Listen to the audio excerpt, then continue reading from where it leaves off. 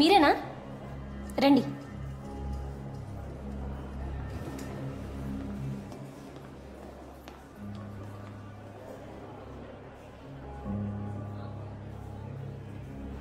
కృష్ణ, మీ వయసు ఎంత? 19 years. చదువుకునే వయసులో మీ నాన్నగారు ఫోన్ నెంబర్ ఇవ్వు. ఏమేం డాక్టర్? She's pregnant.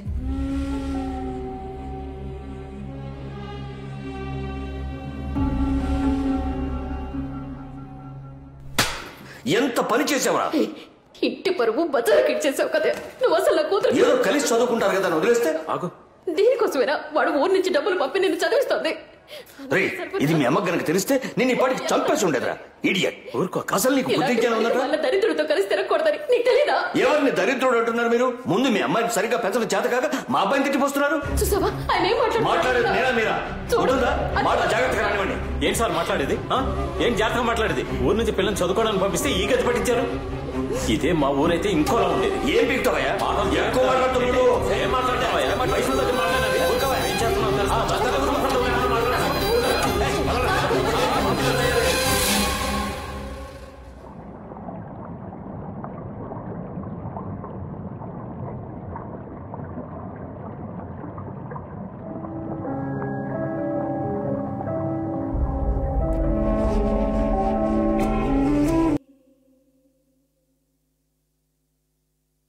అది కాదు, ఇంట్లో ఇంతమంది.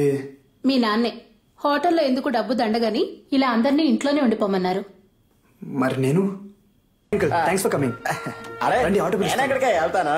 మీ నాన్న ఏంటంటే అమావాస్యకో పౌర్ణానికో తప్ప పిలవడు. ఎలాగో వచ్చాను కదా, 4 రోజులు ఉండి సిటీ మొత్తం తిరిగి చూసి ఆ తర్వాత వెళ్తాను. ఇలారా?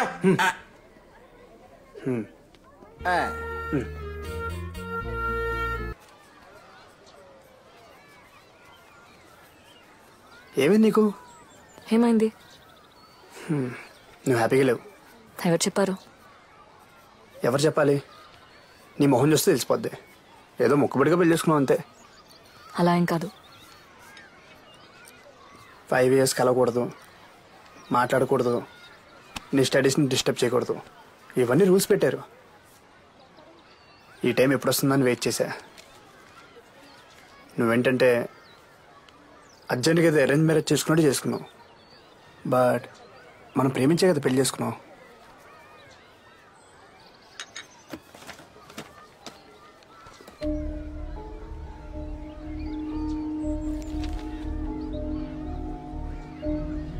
నువ్వు అన్నీ మర్చిపోగలవేమో గాని నేను మర్చిపోలేను.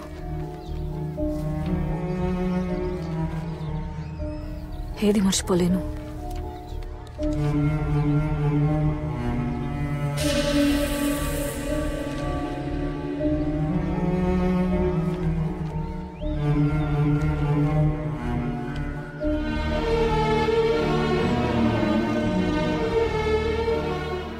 మనకిప్పటికీ ఓ పాపో బాబు ఉండేవాళ్ళు.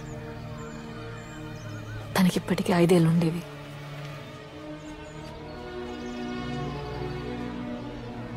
ఆ మొహాన్ని నేను చూడకుండానే అంత అయిపోయింది.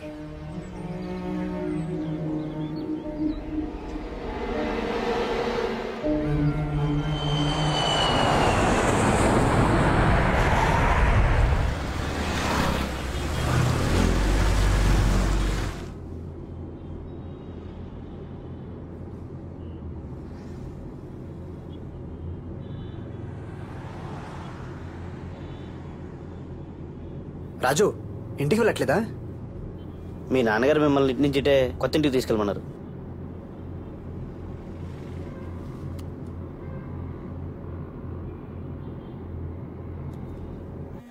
Just minute.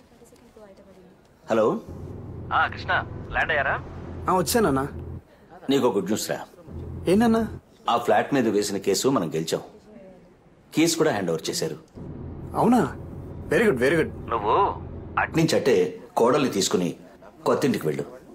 కావాల్సినవన్నీ అక్కడ ఉన్నాయి. మరి మీరు? నేను మీ అమ్మ వీకెండ్లో వస్తాం. ఓకే నాన్న. Okay, bye.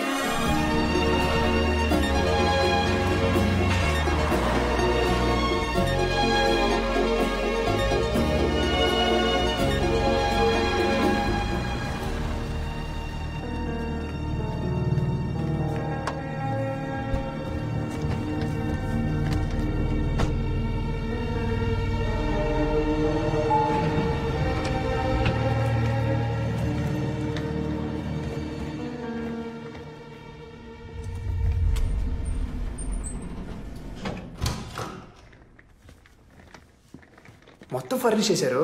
ఎక్సలెంట్, సూపర్గా ఉంది కదా.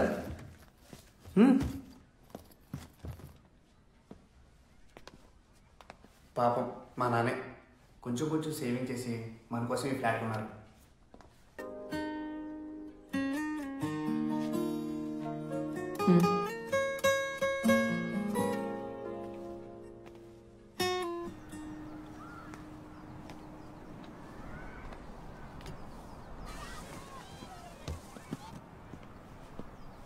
అబ్బా, వ్యూ చాలా బాగుంది కదా.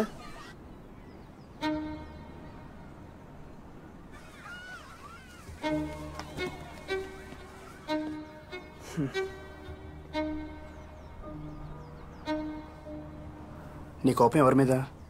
నా మీద లేకపోతే నాన్నగారి మీద? నీకు తెలీదా?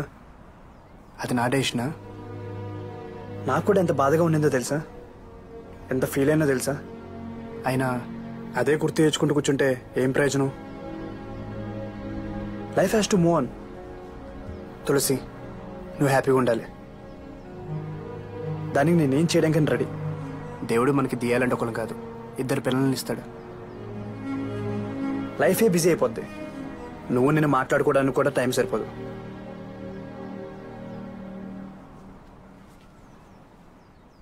ఇది మన టైం. దీన్ని వేస్ట్ చేయడానికి నేను రెడీగా లేను.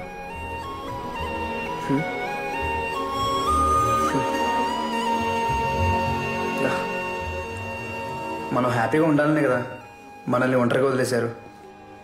మరి హ్యాపీగా ఉండొచ్చు కదా. ఇది మన డ్రీమ్ హౌస్. నువ్వు చూస్తూ ఉండు, దియా ఇంట్లో మళ్ళీ పుడుతుంది. తను ఇల్లంతా పరిగెడుతుంటే పట్టుకులే కలిసిపోవాలి మనం.